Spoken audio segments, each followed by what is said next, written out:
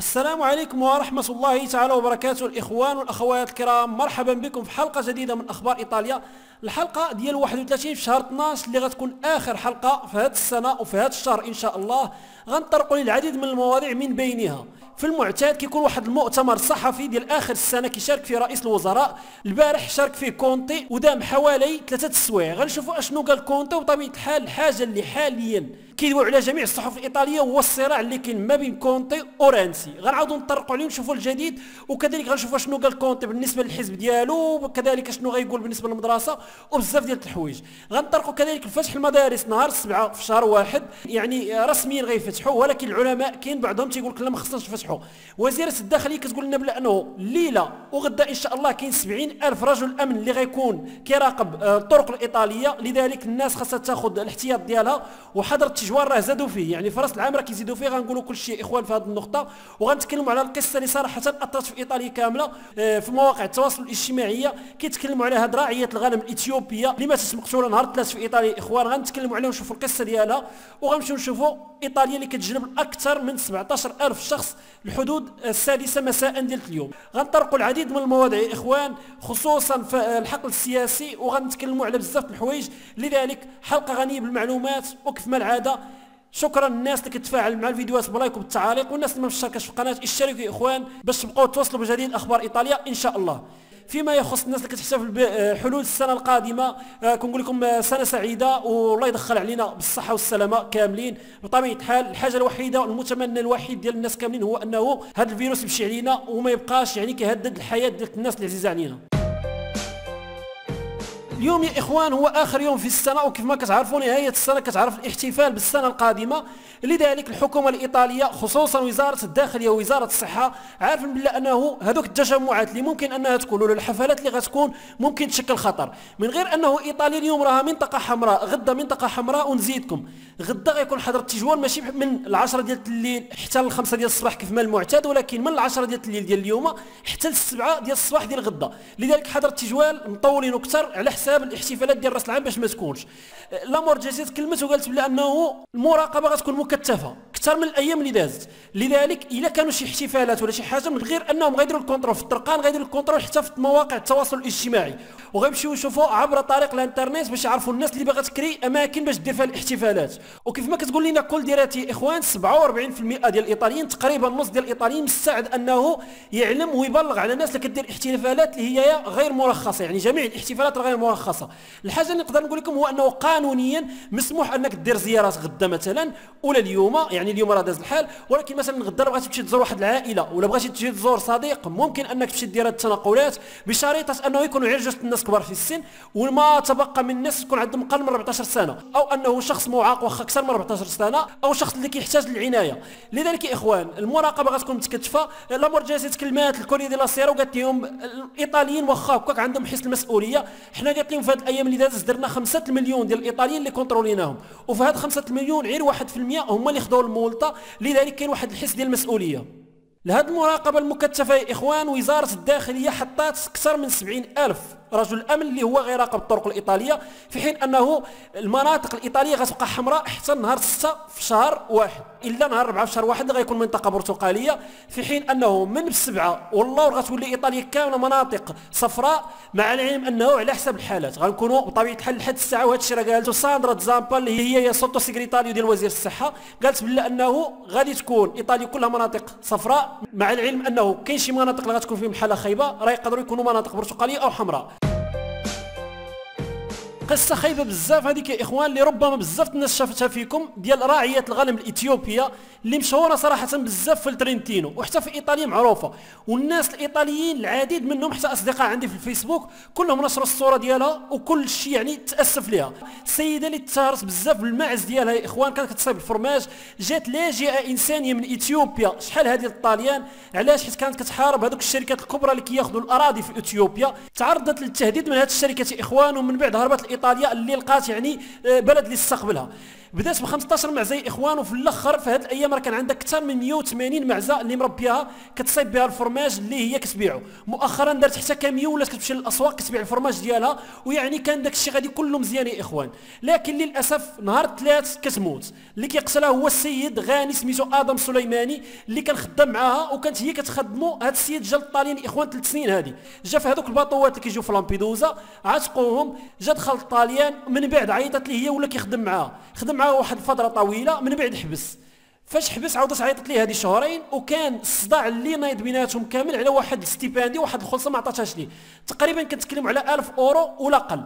كان خدام معاها كتخلصوا، وفي نفس الوقت عاطيها السكنه ساكن تحتها، يعني البارتماني تحت الدار ديالها ساكن فيها وهي ساكنه الفوق. ولكن يا اخوان المطبخ كان مشترك مثلا، او مثلا لافادريش ولا شي حاجه كان كيديرها في البارتما ديالها الفوقانيه. فاش شدوه البوليس يا اخوان اعترف، ويعني ما حاولش انه يتهرب، قال انا داك الشيء اللي درته بصح، ضربتها بالمطرقه المرطيلو للراس ديالها وقتلتها، وانا مستعد للموت على داك الشيء اللي درت. السيده اللي سميتها اجيتو غوديتا واللي هي اثيوبيا، كانت عندها شركه سميتها كابرا فيليشي يعني المعزه الفريحه، والناس الجيران اللي ساكنين بالقرب ديالها يا اخوان مده هذه ما شافوهاش، دخلوا عليها وقالوا مع الكوفيد تقدر تكون السيده مريضه وداك الشيء. قال لك طلعنا في الدروج وبقينا كنعيطوا بالاسم ديالها، كندخلوا قال لك لقينا يعني كاين لا البيرو ديال ناتالي الشجر ديال ناتالي، من بعد ما انه حاولوا يدخلوا عندنا ما كيبان حتى شي حاجه، شعلوا البيل ديال التليفون وكتبان لهم مرميه في الارض، ويعني الملابس ديالها محيده والسيده متوفيه. بطبيعه الحال غيعيطوا للبوليس. السيد مني مشى قال لهم انايا هذاك الشيء اللي درت، وحيت عارف ما يقدرش يرجع للوراء، يعني ما اللي عطى الله عطاه، قال لهم حاولت انني ننتحر ولكن ما لقيتش داك السم اللي كنت باغي ننتحر به. السيد يا اخوان في التحقيقات اللي داروا مع الشرطه في الاول ومع المدعي العام في الثاني كيعاود داك الشيء اللي وقع بالتدقيق دقيقه بدقيقه، ما نكر حتى شي حاجه، كان كيهضر يعني بحضور المحامي ديالو وكذلك الانتربريتور يعني المترجم، حيت هو ما كيهضرش كلمه واحده بالايطاليه مع العلم انه اكثر من 3 سنين وهنا في الطاليان. لذلك يا اخوان حاجه اخرى اللي غنزيد ناكدها هو انه للاسف تمارس عليها حتى العنف الجنسي. علاش؟ حيت كيف ما قلت لكم لقاو يعني السروال ديالها محيد، وهو براسو هذاك المجرم اللي دار هذا العمل يا اخوان قال لي مارس على شي حوايج اللي انا براسي ما عرفتش علاش درت داك الشيء، ربما الصدمه، ربما دخل في واحد الشوك، ربما على حسب ما قالوا البوليس، ويقدر يكون هذا الشيء عندهم فيه الحق. قال لك بغى يدير داك الشيء عنوه باش يعني من غير انه قتلها بغى يهينها. لذلك يا اخوان جريمه بشعه، تاسفوا الايطاليين بزاف على هذه الجريمه. علاش؟ خصوصا واحد السيده اللي صراحه الرمز ديال الاندماج، السيده اللي جات من واحد الدوله افريقيه وقدرت انها تثبت راسها وكانت سيده قويه، ومع الاسف كتموت للسبب ديال 1000 اورو. على حسب ما عاود هذا السيد يا اخوان هو هذا اللي كتشوفوا في الصوره هو القاتل ديالها، هو براسو قال لهم انا يراه مده وزمان وانا كنقول لها تعطيني الفلوس، وفي هذاك الصباح نيت قال لهم طلعت نشرب قهوه، نصيب قهوه ونشربها، تكلمت معاه قلت لها خصك تعطيني الفلوس، دخلت البيت ديالها. قال لي عاودت نزلت للبارطما ديالي لتحت، هزيت الحوايج ديالي اللي خاصني نصبنهم، ولقيت اللي بغيت نصبنهم، عاود بيت معاه بالفلوس ديالي وما قالت لي والو. علاش؟ حيت هو الفلوس محتاجهم باش يصيفطهم لولادو في غانا. قال لك ملي ما دواتش معايا مشيت هزيت واحد المرطيلو اللي كانت تما في الدار ومشى دخل عندها للبيت وقتلها. لذلك يا اخوان حادث مؤلم والله يدير الشهاده الخير. فيما يخص المدرسه يا اخوان اليوم تنشرات واحد الاخباريه من وزاره الداخليه واللي كتقول بانه جميع البريفكتورات هنا في ايطاليا عطاو الاوكي وقالوا بانهم موجودين باش يبداو المدرسه نهار 7 في شهر 1، يعني من هنا السيمانه. هذا الشيء اش كيعني بانه كيف ما قلت لكم سابقا يا اخوان ما داروش قانون وطني، ولكن داروا واحد الحاجه اللي هي احسن. اشنا هي؟ هو انهم كلفوا البريفكتورات انهم يديروا واحد الاجتماعات مع المدارس ومع المديرين ومع المكلفين بالنقل في كل بروفينشا بوحدها، وكل بروفينشا لقات حل ليها اللي مختص بها. لذلك كيف ما غتشوفوا معايا ما يمكنش لي انا نقول لكم اش غيديروا لاولادكم من هنايا نهار 7 في شهر 1. علاش؟ حيت كل منطقه عندها قانون بوحدها. مثلا في ميلانو قالوا بلا انه غيوليو يدخلوا مع 8 وكذلك مع 9 وبلا انه النيغوتسيوات غيبقاو سادين حتى 10 باش يعني ما يبقاش الترافيك بزاف في الطوبيسات ويخواو الطوبيسات ويوليو الدراري يدخلوا على افواج. هاد الافواج راه بزاف البروفينجات في ايطاليا لقات هو الحل، يعني غيوليو يدخلوا، كاين اللي غيدخل مع 8، كاين اللي مع 8 و45، كاين مناطق اللي غيوليو يدخلوا مع 9، كاين اللي غيدخلوا حتى 10، يعني كل منطقه يا اخوان لقات الحل ديالها بوحدو. كاين مناطق مثلا في ليميليا رومانيا ولا في بولتسانو خداو طوبيسات وخداو كيران، وكاين مثلا روما اللي خدات هذاك الكيران وهذاك الطوبيسات ديال السياحه اللي حاليا السياحه ما كايناش غير واقفين، قالت لهم اجيو توليو ديو الدراري المدرسه. علاش؟ باش يقل الضغط على الترونسبور ما يبقاوش عامر بزاف، وكذلك العدوى ما غاديش تكثر. لذلك يا اخوان هاد الاجتماعات راه خدمات وهذا الشيء عطى النتيجه ديالو، والنتيجه كنشوفوها دابا نهار 7 غيبداو، ولكن غنبداو غير 50%، يعني الدراري كيقرا في الثانويه كنهضروا على الثانويات 50% النص غيمشي للقسم والنص غيبقى في الدار. وحاجه اللي مهمه بزاف هو انه هذا الاختيار يا اخوان كان سياسي محض، يعني ما كانش واحد الاقتراح اللي جا عن طريق العلماء اللي اكدوا لهم قالوا لهم غير فتحوا راه ما كاين لا مشكل لا حتى شي حاجه. غنشوفوا كذلك شنو قال ريتشاردي، ولكن الخبراء ديال المعهد العالي ديال الصحه هنا في ايطاليا ما اكدوا لهم، ما نفاو لهم، يعني قال لهم ما كاينش شي دليل على انه المدرسه كتكثر العدوى، وفي نفس الوقت قال لهم المدرسه راه يعني واخدين فيها جميع التدابير اللازمه لذلك راها محميه. انسولينا وزيره التعليم قالت بلا انه في ايام قليله هذوك الطاولات وهذوك الاجتماعات اللي دارت البريفكتورات عطات النتيجه ديالها، وحنا يعني كنفتخروا بهذه النتيجه اللي وصلنا ليها من اجل المصلحه يعني ديال التلاميذ. في حين انه وزيره النقل باولو دي ميكالي قالت بلا انه هذه القرارات قدرت انها تنسق ما بين المرونه اللي خاصها تكون وكذلك الاحتياجات اللي ديال كل منطقه بوحدها، حيت ما داروش واحد القانون على الصعيد الوطني كامل، ولكن كل منطقه وكل بروفينسيا بوحدها. اللي ماشي مع فتح المدارس يا اخوان هو ريتشاردي، وللتذكير ريتشاردي راه هو المستشار ديال وزير الصحه سبيرانسا. ريتشاردي قال لهم لا لفتح المدارس وخاصنا نزيدوا في المنطقه الحمراء. علاش يا اخوان؟ حيت كيف ما قلت لكم المنطقه الحمراء غادي تسالي نهار 6 ومن بعد غنقول لهم منطقه صفراء، هو قال لهم نهار 7 ما خاصناش نفتحوا المدارس. علاش؟ حيت حاليا الاعداد ديال العدوى طالعه بزاف وما كتسمحش لنا اننا نفتحوا المدارس، كون كانوا نازلين نقدروا اننا نفتحوهم وكاين واحد الريسك انهم يرتفعوا، ولكن دابا راه ديجا مرتفعين. وفيما يخص المناطق الحمراء قال كنتمنى انهم يزيدوا في المناطق الحمراء على الاقل حتى لنصف شهر واحد، حيت بطبيعه الحال غيكون القانون حر يا اخوان من هنايا لنصف شهر واحد. لذلك قال لهم نزيدوا في المنطقه الحمراء، حيت الا فتحنا كل شيء ولينا مناطق صفراء وفتحنا المدارس غيوقع يا اخوان داك الشيء اللي وقع في شهر 9، يعني غتبدا العدوى ترتفع وغيبداو الحالات يكثروا، مع العلم انه الجلبه ما غتعطيش النتيجه ديالها في الاول. هما هنا في ايطاليا معاونين انهم يجلبوا واحد 2 المليون ديال الناس في الشهرين الاولى ديال 2021. لذلك 2 المليون راه كنتكلموا على واحد الطبقه ديال الناس اللي عندهم الهشاشه ديال الصحه والناس اللي خدامين في السيكسور وفي القطاع ديال الطب وديال الممرضين. وفيما يخص يعني واش الناس غتجلب ولا لا، قال لهم حنا دابا حاليا 70% ديال الايطاليين عارفين انهم باغيين يجلبوا، وكاين واحد 25% اللي باقي فيه عنده واحد شويه الشك. الا قدرنا نقنعوهم ونقولوا لهم شنو هي الجلبه ونكونوا واضحين معاهم ربما حتى ما غيجلبوا غنوصلوا لواحد 95% ديال الناس اللي غتجلب. اما فيما يخص الناس اللي هما نوفاكس هذوك الناس اللي ضد الجلبه وكيقول لك العقليه ديال المؤامرات عليها، قال لهم هذيك راه واحد الاقليه صغيره بالنسبه للحسابات ديالو هو 5% وتقريبا راه اقل من 5% صراحه يا اخوان. غير هما فيهم الهضره بزاف، يعني هما راهم قلال ولكن كيهضروا بزاف وكيصدعوا بزاف وكيديروا فيديوهات ما كيزقاوش يا اخوان. وحاجه اخرى فيما يخص الباسبور يا اخوان على هذيك الوثيقه ولا هذيك لابليكاسيون اللي غتقول لنا واش حنا جالبين ولا لا، قال لهم حاليا ما خصناش نتكلموا على هذا الشيء، نتكلموا عليه الى لقينا واحد 30 ولا 40% ما باغيش يجلب، يعني 30 ولا 40% ديال الشعب الايطالي ما باغيش يجلب. في هذيك الحاله غنديروا مدارس الدول الشرقيه، وفاش كيقول الدول الشرقيه كيتكلم على الصين والدول ديال اسيا ماشي الدول ديال الشرق الاوسط يعني الدول العربيه. لذلك قال لهم غادي نقدروا نديروا واحد لابليكاسيون ولا شي نمره تجيك التليفون ديالك باش تدخل مثلا السينما مسارح تدخل ملاعب او اشياء من هذا القبيل. لذلك يا اخوان حتى هو مع هذه الفكره ديال انه يدار واحد لابليكاسيون ولا واحد الكود يولي يوصل في التليفون، ولكن الا كانت النسبه ديال الناس اللي ما غاديش تجلب كثيره. اما الا كانت الناس اللي غتجلب كثيره بزاف راه ما نحتاجوش نديروا ابليكاسيوني ولا نلزموا على الناس انهم يجلبوا. صراحة يا اخوان كاينه واحد الروينه كبيره في الحكومه الايطاليه، من غير انه البارح كونتي دار واحد المؤتمر صحفي ديال اخر السنه في المعتاد الرئيس الوزراء الايطالي كيف ما كان، يعني كونتي ولا رانسي ولا سالفيني ولا كل اللي كان كيدير واحد المؤتمر صحفي في اخر السنه كيكونوا الصحفيين كيسولوه. الكونتي البارح دار هذا المؤتمر دام تقريبا حوالي 3 سوايع، كانوا اسئله صعبه جدا. كونتي واخا هكاك بقى مكالمي وجاوب، يعني ما تقلق ما حتى شي حاجه وجاوب على جميع الاسئله. تقلق في الفتره الاخيره ديال هاد 3 سوايع مني سول واحد الصحفي وقال لي بلا انه قانون الميزانيه واحد القانون اللي ما عندوش رؤيه ويعني خاوي ما فيش حاجه اللي هي مهمه بزاف.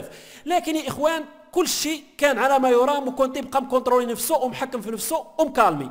حاجه اللي بغا ناكد عليها هو انه الكلام على نهايه الحكومه، حيت بطبيعه الحال الصداع اللي بينه وبين رانسي راه كبير بزاف. رانسي البارح واليوم تيقول لهم انا كنفضل انني نمشي للمعارضه، يعني نسقط الحكومه ونمشي للمعارضه على انني نبقى في الحكومه ونضيعوا الفلوس ديال روكوفيري فاند. روكوفيري فاند هما داك الفلوس اللي غيجيو من الاتحاد الاوروبي، كان فيهم واحد الحصه كبيره للاتحاد الاوروبي مسلفها لايطاليا، ولكن المتيريس هابط بزاف لدرجه كبيره، في حين انه كان واحد الحصه كبيره كذلك اللي الفلوس ديال الاتحاد الاوروبي عطاهم لايطاليا بلا ما ترجعهم ليها. لذلك يا اخوان كاينين فلوس كثيره جايه، كنتكلموا على 209 ديال المليار ديال الاورو حاليا كيتناقشوا عليهم. رانسي تيقول لي انا الا ما بدلتوش بعض النقاط في هذا الروكوفيري فاند انا والوزراء ديالي غنعطيو الاستقاله وغادي نطيحوا الحكومه. هو كيقول بعض النقاط ولكن صراحه النقاط راهم 61 61 نقطه او 62 نقطه اللي ما مفاهمينش عليها. ورينسي مشى تقابل مع وزير الاقتصاد البارح ودواو على هاد النقاط اللي هما صراحه كسال، يعني ما متفق على حتى شي حاجه. رينسي بطبيعه الحال تيقول بلا انه هذاك البروجي ديال روكيفيرا فاند ماشي شي بروجي زوين، واللي كاتبينه ايادي بيروقراطيه في الوزاره. حنا قال لي بغينا شي حاجه اللي نرفعوا بها البلاد ديالنا، اما كنا غنخسرهم بهكايا راه حتى شي حاجه ما كايناش جديده وحتى شي حاجه ما غتبدل في ايطاليا وغتبقى كيف ما كانت. حاجه اخرى اللي منوضا على الصداع، وهذه النقطه غنعاود نشرحها للمره الاخيره يا اخوان، هو انه المخابرات الايطاليه.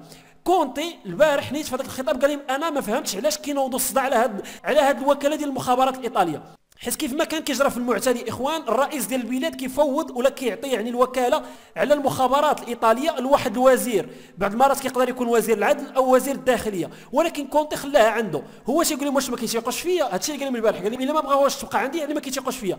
رينسي كيجاوب كيقول الا كان كيدافع على ثلاث الدرجه وما باغيش يطلقها يعني لتحت راه كاينه شي حاجه. واخر نقطه غنقول لكم يا اخوان هو انه الكوبازير اللي هي اللجنه برلمانيه ديال الامن ديال الجمهوريه الايطاليه كانت ضد واحد القانون اللي كونتي حطو في الريكفري فاند.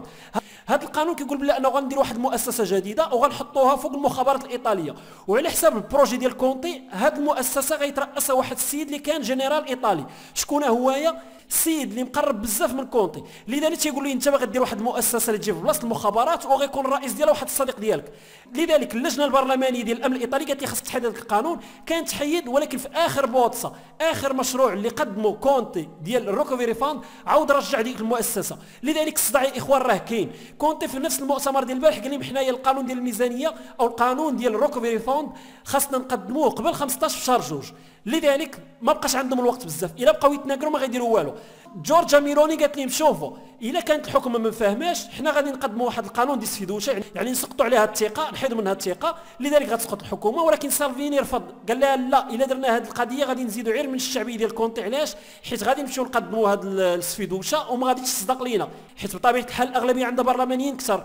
في هذه الحاله سالفيني قال لها لا ما نديروش هذه العمليه، وفي نفس الوقت قال لهم اقترح انهم يديروا القانون ديال ستراتشو ديال الكارتيليزاتوريالي، يعني هذوك الناس اللي عندهم المولطات حتى 1000 اورو ولا عندهم كارتيلا ديال 1000 اورو تمحى لهم. بطبيعه الحال هذه الاقتراحات من سالفيني واخا مزيانين وغيعجبوا بزاف الناس، ولكن راه غير واحد المحاوله باش انه يبان، حيت هذا الصداع اللي ما بين كونتي وما بين رينسي كنهضروا على جوج الناس اللي هما في الاغلبيه، كيخلي الصحافه كتكلم غير عليهم هما وما كتعطيش الوقت للمعارضه. لذلك المعارضه مسكينه كتبقى تشوف غير من الله وكتقول لك هذوك كيضربوا بيناتهم وحنا ما كنبانوش.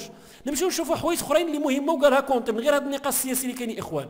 كونتي بطبيعه الحال القضيه اللي كنت كنقول لكم ديما، واش غيدير الحزب ديالو ولا ما غيديرش الحزب ديالو؟ والحركه خمسه نجوم خايفه انه يدير واحد الحزب. علاش؟ حيت غيدير لها الاصوات بزاف. قال لهم حاليا انا كنفكر باش نبروغرامي المستقبل ديال ايطاليا وما عنديش وقت انني نضيعه في الحمله الانتخابيه، في حين انه الجلبه قال لهم انايا كون كان بامكاني انني نجلب كون راني جلبت باش نعطي واحد ليزامبي ونعطي المثال للشعب الايطالي، ولكن كاين واحد القانون اللي داروا البرلمان الايطالي هو اننا غادي نبداو نجلبوا كل واحد وعلى حسب السن ديالو وكل واحد على يعني الوقت ديالو. لذلك انا ما بغيتش نقص الصف ونمشي نجلب، نتسنى حتى تجي نوبتي وغادي نجلب وغادي نقول لكم نفس الهضره اللي كان قال سالفيني وكانت قالت جورجا ميلوني، وقال بانه على حساب الحكومه الايطاليه راه غيجلبوا ل 10 حتى ل 15 مليون شخص من هنايا لشهر 4 تقريبا. قال في نفس الوقت بانه الجلبه ما غتكونش اجباريه، وقال في نفس الوقت خليو الحمله ديال التلقيح تبدا، ديك الساعه نشوفوا شحال ديال الناس غادي تجلب، وكنتمناو انهم يكونوا كثار، يعني الا ما كانوش كثار راه ربما نديروا شي حاجه. وفي حاله ما انه النقاش اللي كاين علاش المانيا خدات العدد الكبير ديال الجلبات، وحيت المانيا مشات دارت حتى واحد الاتفاقيه اخرى خارج على الاتحاد الاوروبي مع شركه فايزر، قال لهم حنايا وفرنسا والمانيا وهولندا كنا 4 دول الاولى اللي مشات دارت الاتفاقيات مع هذه الشركات ديال الجلبه، ومن بعد عطيناهم الاتحاد الاوروبي وبقى الاتحاد الاوروبي غادي بهذا الكونترات. لذلك حنا قال لهم ما بغيناش نديروا بحال المانيا باش ديروا واحد الكونترا. علاش؟ حيت كاين واحد القانون ديال الاتحاد الاوروبي اللي كيمنع انه شي دوله تمشي دير واحد الاتفاق مع شركه بوحده يعني خارج الاتحاد الاوروبي. وعلاش المانيا دارتها؟ هذا هو السؤال. في حين انه فتح المدارس قال لهم بلا انه على الاخبار اللي عنده هو بلا انه البريفكتورات راهم خدموا مزيان، بلا انه كاين اتفاق باش يديروا الفتح على افواج، وغادي يكون يعني كل منطقه غتاخذ القرارات المناسبه لها والاجراءات المناسبه لها باش يفتحوا المدارس، ويتمنوا انه يكون داك الشيء على مسؤوليه، يعني ما يكونش واحد التهاون اللي يقدر يخلي انه المدارس تكون خطر على التلاميذ. فيما يخص الجلبه يا اخوان، اخر الارقام راه ولات كتنشر رسميا على الموقع ديال رئاسه المجلس الحكومه الايطالي، ارقام اللي كتكون متجدده ساعه بساعه يا اخوان. لذلك كنعرفوا في ايطاليا شحال من واحد جلب في كل ساعه. حاليا ايطاليا راه عندها كيف ما كتشوفوا بما 470 الف جرعه، تقريبا نص مليون ديال الجرعات.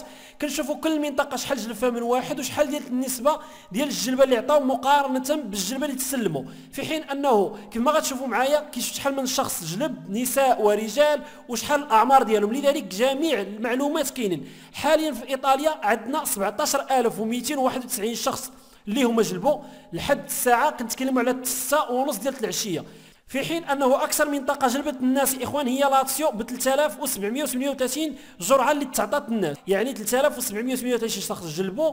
فيما يخص شكون هي اكثر جهه اللي استعملت الجرعات اللي توصلت بها هي بولتسانو استعملت 16% من الجرعات اللي توصلت بهم، يعني كنتكلموا على انها تسلمت 5995 وديجا جلبت تقريبا 1000 شخص. لذلك يا اخوان كيف ما كتشوفوا لومبارديا تسلمت 80000، لاتسيو 45000، ليغوريا 15000، بيمونت 40000، كذلك التوسكانا 27000 والفانيتو 38000 جرعه. وهنا باقي الجهات 9562 هي العدد ديال النساء اللي جلبوا، 7729 العدد ديال الرجال. فيما يخص الاعمار ديالهم يا اخوان كنتكلموا على 53 شخص اللي ما بين 16 عام و 19 عام، 1582 شخص اللي عندهم ما بين 20 و 29، 3031 شخص اللي عندهم ما بين 30 و 39، 3979 حوالي 4000 شخص اللي عندهم ما بين 40 و 49، 5000 شخص اللي عندهم ما بين 50 و 59، و 2900 شخص حوالي 3000 شخص اللي عندهم ما بين 60 و 69. وهنا باقي الارقام. جلب كذلك يا اخوان اليوم لوكاتالي اللي هو طبيب اطفال واللي في نفس الوقت داخل في اللجنه التقنيه والعلميه ديال الحكومه. هذا السيد راه غتكونوا كتشوفوه في التلفازه يا اخوان، مني كان الحجر الصحي هو كيتكلم بعض المرات في التلفازه، الهضره ديالو راه ثقيله بزاف باش تعرفوه. جلب اليوم وقال بانه نتمنى انه نقنع ناس اخرين ان هذا جلب بطبيعه الحال يا اخوان. اللي عارف القصه ديال هذا السيد راه ملي كتشوفوا هو جلب كتقول انا اش بقى عندي ما نقول. هذا السيد يا اخوان اللي كتشوفوا ابتكر واحد الطريقه ديال علاج مرض السرطان في الاطفال. كان شي دراري راه بينوهم في التلفازه ديك النهاريات الوجوه ديالهم بريئه جدا، ملائكه صغار كيمرضوا بالسرطان، كيديروا لهم الدواء وكيديروا لهم الكاميو، كيتشافاو وكيعاود يرجع لهم السرطان. لذلك هو ابتكر واحد الطريقه يا اخوان كياخذ لهم الخلايا ديالهم من الاجساد ديال الاطفال، كيعالجهم في اللابوراتوار، تيحطهم في واحد الثلاجه ديال ناقص 300 ديال درجه الحراره، ومن بعد كيعاودوا يذوبوهم. وكل هاز هذيك القرعه يقول لي شتي هذا السائل اللي كتشوف كيقول الصحافي ديك الساعه قال لي شتي هذا السائل اللي عندي انايا غادي نرجعوا للاطفال اللي خديناه منهم، يعني حيت كل طفل كياخذوا السائل من عنده من الجسد ديالو وكيعالجوه وكيرجعوا ليه الجسد ديالو. قال لي هذه الخلايا اللي هنا عندي في القرعه غادي يمشيو يحاربوا هذيك الخلايا المسرطنه واللي فيها السرطان وغيقتلوهم، والدري ما غيبقاش يرجع ليه الكونسير. تخيلوا معايا اخوان العلم فين وصل، ومازال ناس كتقول لك لا راه غيديروا. هذا السيد كل ما كانش عارف الجلبه بانه امنه ما غيجلبش. لذلك اخوان ملي كتشوف ناس بحال هادو جلبوا كتقول صافي ما بقى عندي انا ما يتقال، يعني انا ما غنكونش عارف بحاله هويا.